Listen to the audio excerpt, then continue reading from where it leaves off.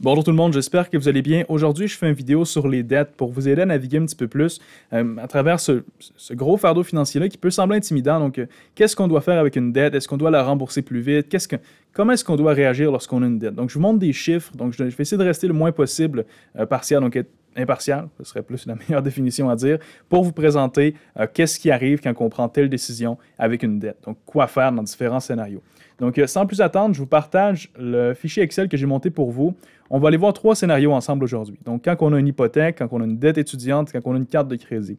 Parce que le choix de rembourser une dette n'est pas toujours évident. Donc, si on a plus d'argent dans nos poches ou qu'on a plus de cash flow, qu'est-ce que je fais? Est-ce que je l'investis? Est-ce que je le mets sur une dette? Donc, c'est un petit peu du cas par cas, puis je vais vous mettre dans 3 scénarios différents pour que vous puissiez choisir un petit peu plus facilement qu'est-ce que vous devez faire. Donc, le scénario va rester similaire dans les 3 cas. Donc, nos invariables sont le salaire. Donc, notre client, on va l'appeler Mathieu, gagne 50 000 net par année et on a une inflation de 2,1 %. Donc, c'est très, très simple. Son salaire va augmenter de 2,1 % par année juste à les frais de calcul. Donc, dans le cas de notre maison, on a une dette de 300 000 à un taux d'intérêt moyen de 3 %. Peut-être que vous avez plus, peut-être que vous avez moins. Je l'ai normalisé à 3 %. Et sur 300, là c'est une erreur ici, mais c'est sur 25 ans la dette. Donc, pour avoir une vue d'ensemble de tout ça. Au niveau de l'investissement, on a un CELI avec un rendement fictif de 8 % à des fins de calcul. Donc, tout dépendamment des facteurs qu'on va utiliser, tout ça va avoir une incidence. Donc, c'est vraiment avec ça qu'on va travailler pour déterminer ce qu'on va faire avec notre dette. Donc, comment est-ce que j'ai calculé tout ça? Eh bien, j'ai pris le salaire, comme mentionné, qui augmente à travers le temps à 2,1 % par année, et le remboursement de notre dette, qui est à 3 % là, sur 25 ans. Et ici, on peut voir le solde de fin d'année de la dette, donc l'évolution de notre dette à travers le temps. Et une colonne que j'aime bien, c'est le pourcentage du salaire. Pourquoi? Parce que ce que je veux mettre en perspective, c'est le fait que votre dette ne va pas nécessairement augmenter à travers le temps si vous la payez de façon régulière, récurrente, le même montant. Donc, votre salaire, lui, va augmenter à travers le temps. Donc, si votre maison, vous avez emprunté 300 000 le jour 1, vous avez des paiements de 17 000 par année, mais ça représente un pourcentage de votre salaire. Donc, l'année 1, c'est 34,46 % de votre salaire, mais l'année suivante, votre salaire a augmenté. Donc, la charge fiscale, financière, je devrais dire, liée à votre maison va diminuer en pourcentage de votre salaire à travers le temps. Et le gros facteur va être cette différence-là. Donc, vu que ça devrait créer théoriquement une différence sur votre cash flow, si vous ne réhypothéquez pas votre maison, on a le choix ici. Est-ce que je prends la différence qui est créée et que je l'investis ou que j'accélère mon remboursement? Donc, je pourrais investir 361 $ cette année-là et ainsi de suite, la différence. Et le remboursement, ce qui augmente avec la différence plus le remboursement de base. Donc là, je vais aller mettre en perspective 2 scénarios. Un, je réinvestis la différence sur mon hypothèque pour rembourser plus vite, pour toujours rester à 34,46 % de mon salaire. Ou 2, la différence, je la mets dans un CELI. Donc, on va aller voir ce qui arrive si je rembourse ma dette plus vite. Je vais toujours remettre la différence sur ma dette. On se rend compte qu'après 19 ans, j'ai terminé de payer mon hypothèque. Donc, c'est quand même assez intéressant. Là, on a remboursé la dette beaucoup plus vite, ce qui fait en sorte que pour les années suivantes de notre exercice, on a un 17 000 $ de disponible par mois que je peux réinvestir en plus de la différence pour toujours avoir un amputement de mon budget de 34,46 %. C'est peut-être pas le meilleur mot que j'aurais pu choisir, mais pour qu'on ait une charge fiscale toujours similaire à notre travail. Et dans l'autre scénario, ce que j'ai fait, c'est que j'ai investi la différence année après année et j'ai resté sur mon délai de 25 ans. Donc, premier scénario, on veut aller voir combien d'argent est-ce que ça nous a rapporté en bout de ligne. Parce que ce qui compte réellement ici, c'est combien est-ce qu'on met dans vos poches avec une technique. Donc là, à partir de 2041, l'année où je commence à avoir un surplus d'argent, que j'ai terminé de payer mon hypothèque, toute la différence et le remboursement hypothécaire, je l'investis dans mon CELI à 8 %. Donc on se rend compte que c'est des gros montants que j'investis chaque année. Et à la fin des 25 ans, en 2046, dans mon CELI, j'ai techniquement 196 790 $, ce qui n'est pas négligeable, on s'entend.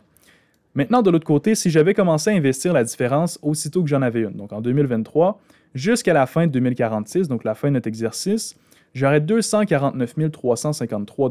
Donc, j'aurais plus d'argent, soit une différence de 52 000 $ supplémentaires dans mon compte CELI.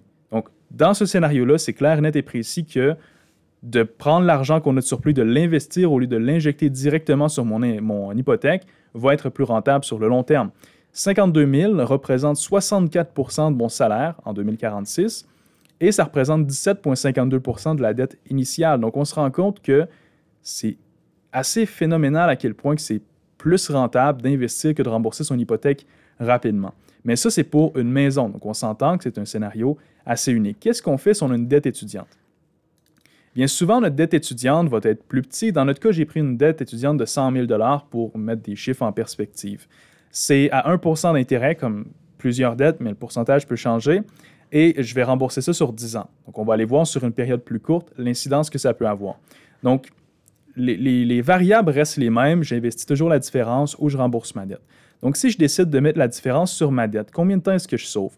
Eh bien, je sauve en réalité 1 an approximativement de remboursement. Donc, je n'ai pas vraiment le temps d'investir l'argent, je n'ai pas le temps de faire de profit avec mon argent.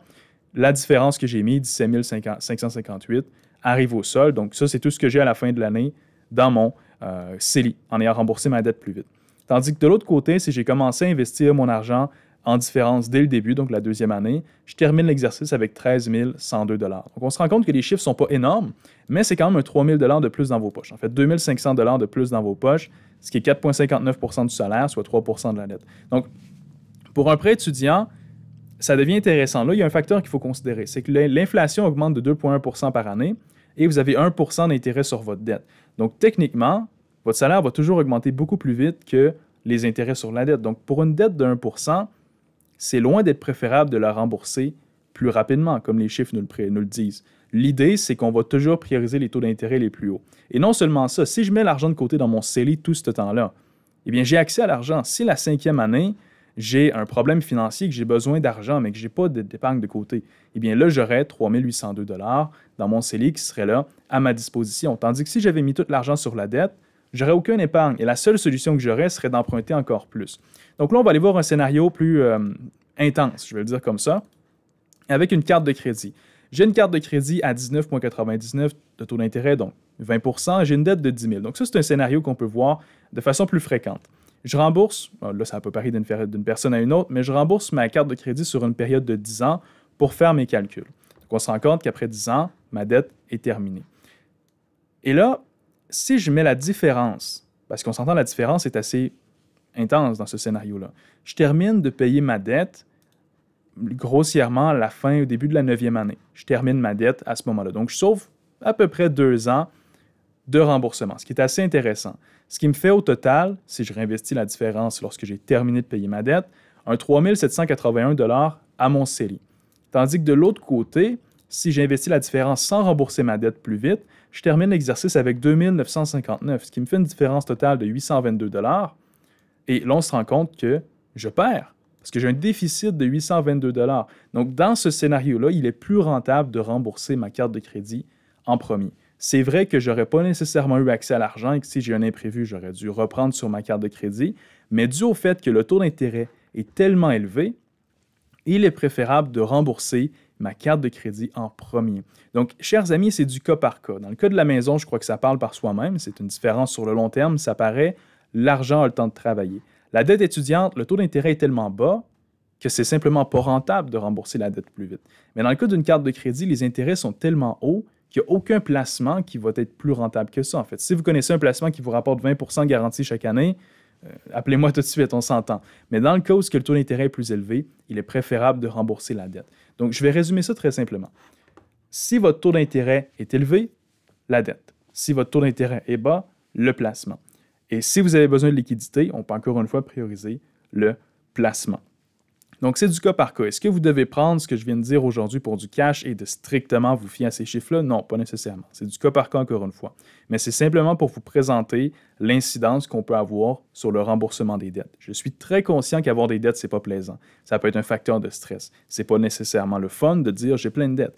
Mais on peut gagner beaucoup au change avec les décisions qu'on va prendre maintenant sur le remboursement de nos dettes versus l'investissement. Donc, pensez à ça la prochaine fois que vous avez une dette. Mettez-vous en perspective et demandez-vous qu'est-ce qui va être le mieux pour vous dans le futur. Donc, laissez-moi savoir ce que vous en avez pensé. Je vais essayer de faire un peu plus de vidéos techniques qui peuvent vous montrer plus les chiffres, plus les calculs derrière tout ça au lieu de juste parler sur un tableau blanc. Donc, laissez-moi savoir ce que vous aimez, ce que vous en pensez, ce que vous aimeriez voir aussi. Et naturellement, aimez, commentez, partagez. Aussi, si vous aimeriez qu'on analyse votre situation ensemble, que ce soit pour des dettes ou que ce soit pour une analyse de retraite, une incorporation ou quoi que ce soit, gênez-vous pas. Sous la vidéo, il y a un lien pour prendre rendez-vous. C'est un appel de 15 minutes, ça ne coûte rien. On est juste là pour parler et on va voir avec vous qu'est-ce qui peut être fait pour améliorer votre situation. C'est notre travail, on aime ce qu'on fait, donc gênez-vous pas. cliquez sur le lien. Prenez soin de vous et à bientôt.